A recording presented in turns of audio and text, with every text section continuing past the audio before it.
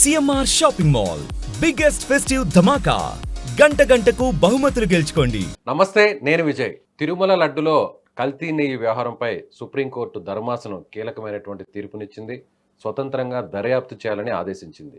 ఇద్దరు సిబిఐ అధికారులు, అలాగే ఇద్దరు రాష్ట్ర పోలీసు అధికారులతో పాటు ఫుడ్ సేఫ్టీ అధికారి, ఈ 5 మందితో కలిసి విచారణ చేయాలి, దర్యాప్తు చేయాలని ఆదేశాలు ఇచ్చింది. దీనిపైన విశ్లేషణ చేయడానికి మనతో పాటు పొలిటికల్ అనలిస్ట్ చంద్ర శ్రీనివాస్ గారు. నమస్తే సార్. నమస్కారం విజయ్ గారు. సో కీలకమైనటువంటి ఆదేశాలు వచ్చింది. అంటే ఇప్పటి వరకు స్టేట్కి సంబంధించినటువంటి సిట్ మాత్రమే విచారణ చేసింది. ఇప్పుడు సిబిఐ కూడా ఇన్వాల్వ్ అయింది. ఎలా చూడాలి? డెఫినెట్గా ఇది అంతర్జాతీయంగా హిందువుల మనోభావాలకు సంబంధించిన సమస్య కాబట్టి ప్రపంచవ్యాప్తంగా అందరూ కూడా బాధపడిన మాట వాస్తవం. దీన్ని ఎక్కడో చోట పులి స్టాప్ పెట్టకపోతే ఇది కంటిన్యూ ప్రాసెస్ లాగా ఉంది. మనం చూస్తున్నాం గత వారం రోజుల నుంచి.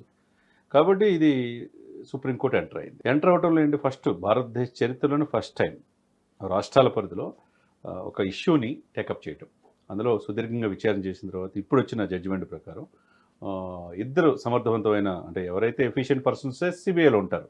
ఇది సెంట్రల్ బ్యూరో ఆఫ్ ఇన్వెస్టిగేషన్ అంటే విజయ్ గారు ఇది 1963లో ఏర్పడింది. ఇది ఇండిపెండెంట్ స్వతంత్ర ప్రతిపత్తి ఉంటుంది. ఎవరి ఎక్కడ ఎలాంటి ఒత్తిళ్లు ఉండవు. సమర్థవంతమైన ఆఫీసర్స్ ఆయా రాష్ట్రాల్లో నుంచి పిక్ చేసుకుంటారు. వీళ్ళు ఎవరైతే సిన్సియర్గా రూపాయికి అవినీతి పాల్పడిన వాళ్ళని సిబిఐ చూసుకుంటుంది. కాబట్టి ఇద్దరు సమర్థవంతమైన ఆఫీసర్స్ దీంట్లో వేశారు. అదేవిధంగా రాష్ట్ర పోలీసులు, ఇప్పుడు రాష్ట్రానికి సంబంధించిన పోలీసులు ఉండాలి కాబట్టి ఆంధ్రప్రదేశ్ సంబంధించిన పోలీసులు ఇద్దరు ఉంటారు. డెఫినెట్గా పోలీసు అధికారులు, ఉన్నతాధికారులు ఉంటారు. ఈ నలుగురితో పాటు మీరు అన్నట్టు సీనియర్ ఫుడ్ సేఫ్టీ అధికారి, అంటే దీన్ని కూడా రిటైర్మెంట్ అయిన వాళ్ళు ఉండొచ్చు, సమర్థమైన ఆఫీసులను పిక్ చేసుకుంటూ వాళ్ళు అతను ఫైనల్గా దీన్ని ఏంటి వాట్ ఈస్ వాట్ ఇదంతా కూడా ఈ 5 మంది కూడా సిబిఐ డైరెక్టర్ పర్యవేక్షణలో జరగాలి. డెఫినెట్గా ఇది ఒక మంచి పరిణామం. ఎందుకంటే రాష్ట్రాల పరిధి నుంచి ఇది రాజకీయాలు ముడిపెట్టుకుపోయింది, రాజకీయాలు మమేకం అయిపోయింది. ఎవరికోళ్ళు రాజకీయ లబ్ధి అంటున్నారు. జగన్మోహన్ రెడ్డి గారు ఇది రాజకీయ లబ్ధి అని టీడీపీ మీద ఆరోపిస్తున్నారు. చంద్రబాబు నాయుడు గారు రాజకీయ లబ్ధి కోసం ఇచ్చేస్తున్నాడని వీళ్ళు ఆరోపిస్తున్నారు. ఈ రకరకాల ఈ పారామీటర్లో ఒక సొల్యూషన్ అనేది అమికబుల్ కావాలి, ఉండాలి. ఒకవైపు సనాతన ధర్మానికి భంగం కలిగిందన్నట్టు పవన్ కళ్యాణ్ గారు ఆయన సనాతన డిక్లరేషన్ తిరుమలలో ఇచ్చాడు, తిరుపతిలో ఇచ్చాడు. ఈ సిచ్యువేషన్స్లో హిందువులు మనోభావాలు 100 కోట్ల మంది మనోభావాలు కాబట్టి ఫస్ట్ టైం సుప్రీంకోర్టు చరిత్రలో ఒక మంచి జడ్జిమెంట్ ఇచ్చిందనే మనం అనుకోవాలి. అంటే ఒక రకంగా ఇప్పుడు ఆల్రెడీ అక్కడ కల్తీ జరిగింది అనేది అందరూ కూడా ఆరోపిస్తున్నారు. స్వయంగా స్టేట్ గవర్నమెంట్ కూడా చెప్పింది, సీఎం కూడా చెప్పారు, డిప్యూటీ సీఎం కూడా చెప్పారు. అయితే ఇప్పుడు సిబిఐ ఇన్వాల్వ్ అవ్వడం వల్ల, ఒకవేళ నిజంగా సిబిఐ చేసిన దర్యాప్తు వల్ల ఒక క్లారిటీ వచ్చేస్తుంది అనుకోవచ్చా? 100% వస్తుందండి. దీంట్లో సిబిఐ మీరు చెప్పాను కదా, సిబిఐ ఎక్కడ దొరికిన కేసులన్నీ కూడా సిబిఐలో తేలుతాయి. సిబిఐలో ఎవరు తప్పించుకోలేదు. సమర్థతకు మారిపోయిన అధికారులు సిబిఐలు ఉంటారు. కాబట్టి రాష్ట్రం ఏదన్నా వాళ్ళకి నచ్చినట్టుగా చేసుకోవాలన్న ఇది కూడా దీంట్లో ఉండదు. కొన్ని ఆరోపణలు కూడా అంటారు. ఒకవేళ నిజంగా ఇప్పుడు స్టేట్ పోలీస్ ఆఫీసర్స్ ఏదన్నా ఒకవేళ ఇప్పుడున్నటువంటి ఆ సిట్ దర్యాప్తు కానీ ఒకవేళ నిజంగా ఇది మీరు చెప్పినట్టుగానే లేదంటే గవర్నమెంట్ చెప్పినట్టుగానే జరిగిందనంటే వాళ్ళ ఇన్ఫ్లుయెన్స్ ఉంది అనేది ఆరోపణలు చేస్తారు. కాబట్టి ఇది ఏ అవకాశం కూడా సుప్రీంకోర్టు ఇవ్వదలుచుకోవాలి. దీన్ని బట్టి ఇప్పుడు నాణ్యతా ప్రమాణాలు, తూనికల కొలతలు ఇవన్నీ ఉంటాయి. కాబట్టి ఫుడ్ సేఫ్టీ అధికారి కూడా ఈ ఫుడ్ కరెక్ట్ లేదా, కల్తీ అయిందా లేదని అన్ని పారామీటర్స్ చూసుకుంటారు. అసలు నెయ్యి ఎక్కడి నుంచి వచ్చింది, గతంలో నెయ్యి దేని నుంచి వస్తుంది, ఇప్పుడు ఎందుకు ఈ ప్రభుత్వం మార్చింది, నెయ్యి ధర ఎంత, మార్కెట్ ధర ఎంత, తగ్గుకి రీటైలర్ ఎందుకు ఇచ్చేశారు, ఇవన్నీ పారామీటర్స్ ఉంటాయి కదా. పోర్టులో కూడా అందరిని కూడా విచారిస్తారు. లడ్డు తయారు చేసే వాళ్ళని, ఈవోని, గతంలో ఈవో చేసిన వ్యక్తిని, గతంలో ఈవో ఎవరు చేశారు, ఆయన ధర్మారెడ్డి చేశాడు, చైర్మన్ ఎవరు చేశాడు, సుబ్బారెడ్డి గారు చేశారు. వీళ్ళు కూడా అకౌంటబిలిటీ, వాళ్ళు కూడా విచారిస్తారు బోర్డు మెంబర్తో సహా. ఎందుకంటే ఇప్పుడు ఇంత స్థాయిలో ఇన్ని ట్యాంకర్లు, 10 ట్యాంకర్లు 20 ట్యాంకర్లు నెయ్యి కావాలి అంటే బోర్డు అప్రూవల్ కూడా కావాలి. దీనికి ఎవరైతే దీంట్లో ఉన్నారో బోర్డు అధికారులు అప్పుడున్నప్పుడు పర్మిషన్స్ ఇచ్చింది ఎవరిని వదిలిపెట్టరు. ఇక్కడ ఆయా శాఖలు ఒక లడ్డు పోర్టులో తయారు చేసే అక్కడ నుంచి, తర్వాత బోర్డు మెంబర్స్ నుంచి బోర్డు చైర్మన్, ఈఓ అందరూ కూడా ఇన్వాల్వ్ అవుతారు. కాబట్టి ఇక్కడ ఎవరు తప్పు చేస్తే శిక్షించుకోవడానికి అప్పుడు కలియుగ దైవం మనం వెంకటేశ్వరని భావిస్తాం. ఇప్పుడు సుప్రీంకోర్టు కంటే ఉన్నతమైనది భారతదేశంలో ఎక్కడ లేదు. సుప్రీంకోర్టు దగ్గరికి వెళ్ళినాయి. ఇప్పుడు అటు వైసీపీ వాళ్ళు వెళ్ళారు, ఇటు టీడీపీ వాళ్ళు వెళ్ళారు. ఎవరు వెళ్ళినా ఇది రాష్ట్ర సమస్య కాదు, ఇది దేశ సమస్య. 100 కోట్ల మంది హిందూ మనోభావాల సమస్య. ప్రపంచవ్యాప్తంగా బాధపడుతున్న ఈ క్షణాల్లో ఈ యొక్క జడ్జిమెంట్ అనేది ఊరట లభించిందని అనుకోవాలి. నిష్పక్షపాతంగా డెఫినెట్గా వీళ్ళ యొక్క విచారణ స్వతంత్ర దర్యాప్తు బృందం కాబట్టి, ఈ బృందం సిబిఐ డైరెక్టర్ పర్యవేక్షణలో పనిచేస్తుంది కాబట్టి నివేదిక డెఫినెట్గా సుప్రీంకోర్టు సమర్పించాలో.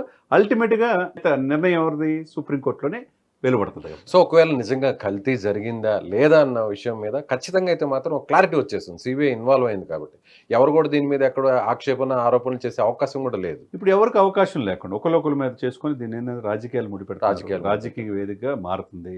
ఇది వేరే రాష్ట్రాలకి ఈ రాష్ట్రంలో ఇంతనే ఒక అపప్రద అనేది ఉంటుంది. కాబట్టి హిందువులు, ముస్లిం, క్రైస్తవులు అంతా అన్నదమ్ముల్లాగా ఉండాల్సిన ఈ సమయంలో ఒకళ్ళ మధ్య ఒకళ్ళ అంతరంగాలు ఇవన్నీ కూడా ఎక్కువైపోతున్నాయి. ఇది ఎక్కడో చోట ఫుల్ స్టాప్ పెట్టకపోతే ఎట్లా? ఇప్పుడు ముఖ్యమంత్రి గారు, ఉప ముఖ్యమంత్రి గారు ఆయన దృష్టికి వచ్చిన అంశాన్ని వాళ్ళు చెప్పారు. వాళ్ళు తప్పు లేదు అక్కడ. అది వాస్తవా లేదా అనేది దిశ చేయాల్సింది రాష్ట్ర ప్రభుత్వ పరిధిలో సిట్కి ఇచ్చారు. సిట్ మీద నమ్మకం లేదనుకున్నప్పుడు మీ రాష్ట్ర పోలీసులు మీరే ఎట్లా చెప్తారు అని ముఖ్యమంత్రి గారే ముందు ఎట్లా చెప్తాడు విచారించకుండా? వాళ్ళ ఇన్ఫ్లుయెన్స్ ఉంటుంది కాబట్టి అనుకూలంగానే ప్రభుత్వానికి అనుకూలంగానే సుప్రీంకోర్టు భావించింది, తప్పులేదు. కాబట్టి భావించింది కాబట్టి సిబిఐ పరిధిలో, సెంట్రల్ పరిధిలో ఈ కేసు వెళ్ళింది కాబట్టి నిష్పక్షపాతంగా దీంట్లో ఎవరు అదే కోరుకుంటుంది. ఆంధ్రప్రదేశ్ ప్రజలు కూడా అదే కోరుకుంటున్నారు. కాబట్టి నిష్పక్షపాతంగా దీంట్లో కనుక అన్యాయం జరిగితే ఎవరైనా చట్టం దృష్టిలో తప్పించుకోవడానికి అనేది ఇప్పుడు కుదరదన్నమాట. ఇది ఒక రకంగా సుప్రీంకోర్టు జడ్జిమెంట్ అనేది అందరూ కూడా ఆహ్వానించి యాజ్ ఎ లామెన్గా నేను చాలా హ్యాపీగా ఫీల్ అవుతున్నా. ఇది ఎమికబుల్ సొల్యూషన్ అంటే ఇది రాష్ట్ర పరిధిలో కాకుండా సెంట్రల్లో వెళ్ళినప్పుడు వాస్తవాలు అనేది ఇంకా ఇదేనా లడ్డు మీదే వచ్చింది ఎలిగేషను. ఇక ఫుడ్ నాణ్యత ప్రమాణాలు కరెక్ట్గా ఉన్నాయా లేదా, ఇది ఎంతకాలం నుంచి జరుగుతుంది, ఇది ఏ విధంగా, ఎందుకంటే పరమ పవిత్రంగా భావించే ప్లేస్లో కోట్ల మంది ఆరాధ్యంగా అండి. అక్కడికి వెళ్తే మొక్కు తెచ్చుకుంటే మన బాధలన్నీ పోతాయి అనుకుంటారు. కాలు నడకని వెళ్తారు. పాపం కాలు నొప్పులున్న 5-6 గంటలు సార్. విజయ్ గారు, ప్రపంచంలో వాటికన్ సిటీ తర్వాత అత్యంతంగా భక్తులు వచ్చి ఆదాయం వచ్చేది ఏదన్నా ఉందంటే తిరుమల తిరుపతి.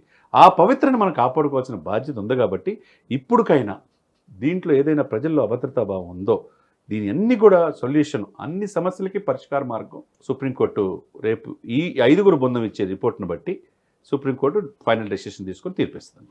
సో ముఖ్యంగా అంటే ఇవాళ ఇచ్చినటువంటి తీర్పు ప్రభుత్వానికి వ్యతిరేకం అనుకోవాలా, లేదంటే అనుకూలం అనుకోవాలా, లేదంటే అసలు ఒక ట్రాన్స్పరెన్సీగా నిర్ణయం వస్తుంది అనేది చూడాల్సినటువంటి. ప్రభుత్వం వ్యతిరేకమో ప్రభుత్వం అనుకూలం అనేది కాదు. ఉన్నది ఉన్నట్టు తప్పు చేస్తే ఎవరైనా చట్టం దృష్టిలో సమానమే. Rule is rule for all. కాబట్టి దీన్ని ఏమి వ్యతిరేకమని మనం అనుకోవాల్సిన అవసరం లేదు. అట్లా అని ఇదేదో సుప్రీంకోర్టుకి వెళ్ళి బెనిఫిట్ పొందామని చెప్పేసి ప్రతిపక్షాలు భావించినా వాళ్ళకి ఎవరికి అనుకూలం కాదు, ఎవరికి వ్యతిరేకం కాదు. సామాన్య మానవుడికి, సామాన్య భక్తుడికి 100 కోట్ల మంది హిందువులకి ఒక ఊరటగా అసలు నిజమైనటువంటి తీర్పుగా భావించాలి. నిజమైన తీర్పు. దాంట్లో కూడా నిజాయితీగా నిక్కచ్చిగా వాళ్ళు చేస్తారు. ఆ విచారణలో ఏది కూడా చట్టం దృష్టిలో తప్పించుకోవడానికి దొంగలు తాత్కాలికంగా ఉపశమనం ఉంటుందే తప్పితే ఈ విచారణలో డెఫినెట్గా దొరుకుతారు. ఎవరు తప్పు చేసినా శిక్షార్హులే. ఎవరు చేసినా కానీ కలియుగదయం ఆయన వదిలిపెట్టడు. ఇప్పుడు సాక్షాత్తు ఆయన యొక్క ఇదిలోనే ఇప్పుడు, ఎందుకంటే సుప్రీంకోర్టు చీఫ్ జస్టిస్ గారు కూడా మొన్ననే వెళ్ళొచ్చాడు. హిందూ డిక్లరేషన్ తర్వాత డిప్యూటీ సీఎం గారు వెళ్ళారు. ఆయన కాలినడకన వెళ్ళాడు. ఇవాళ చంద్రబాబు గారు, ఈ రోజు చంద్రబాబు గారు నిన్న అంకురార్పణ జరిగింది బ్రహ్మోత్సవాలకి, పట్టు వస్త్రాలు సమర్పించడానికి చంద్రబాబు నాయుడు గారు వెళ్తున్నారు. అంటే ప్రపంచంలో ఏ మూలనున్నా ఒక్కసారైనా మక్కాకి ముస్లిమ్స్ ఎట్లా వెళ్ళాలనుకుంటున్నారో, ఇజ్రాయెల్ జెరూసలేంని క్రీస్తు పుట్టిన ప్లేస్లో క్రిస్టియన్స్ ఎలా అయితే అనుకుంటారో ఒక్కసారైనా తిరుమల సందర్శించాలని హిందువులు కూడా కోరుకుంటారు. కాబట్టి ఈ తీర్పు అనేది ప్రజలందరూ ఆహ్వానించాల్సిన. అలాగే ధర్మాసనం కూడా కొన్ని వ్యాఖ్యలు కూడా చేసింది. నిజంగా ఒకవేళ లడ్డూలో కానీ కల్తీ జరిగితే మాత్రం నిజంగా సహించలేని విషయం, బాధాకరం. అలాగే రాజకీయానికి సంబంధించి కూడా ఎవరు కూడా ఇకపైన ఈ వ్యవహారంలో రాజకీయాలకు సంబంధించి ఎలాంటి ప్రసంగాలు కూడా చేయొద్దు అని కూడా సూచన చేసింది. డెఫినెట్గా చేయకూడదు. ఇది ఇంతటితో ఆగిపోవాలి. మనం కూడా ఏంటంటే ఇప్పుడు ఈ టాపిక్ ఉంది కాబట్టి ఈ టాపిక్ అమికబుల్ సొల్యూషన్ సుప్రీంకోర్టు నుంచి వచ్చిందని ప్రజలకు తెలియజేయాలి. కాబట్టి ఈ డిస్కషన్ మనం చెప్తున్నాం. ఇక లడ్డు గురించి డిస్కషన్ చేయాల్సిన అవసరం లేదు. కోర్టు పరిధిలో ఉంది కాబట్టి ఎవరు కూడా ఆ లిమిట్స్, ఆ లక్ష్మణ రేఖను దాటి ఇక ఎల్లకుండా ఉంటే మంచిది అందరికి. Right sir, thank you so much. So supreme court ఇచ్చినటువంటి తీర్పు ముఖ్యంగా ఇది ప్రతి హిందూ కూడా ఒక ఊరటనిచ్చింది. నిజమైనటువంటి దర్యాప్తు ఇప్పుడు జరగబోతుంది. అయితే ఈ తీర్పు ఎవరికి వ్యతిరేకము అనుకూలం కాదని పొలిటికల్ అనలిస్ట్ చంద్ర శ్రీనివాస్ గారు చెప్తున్నారు. Thank you so much.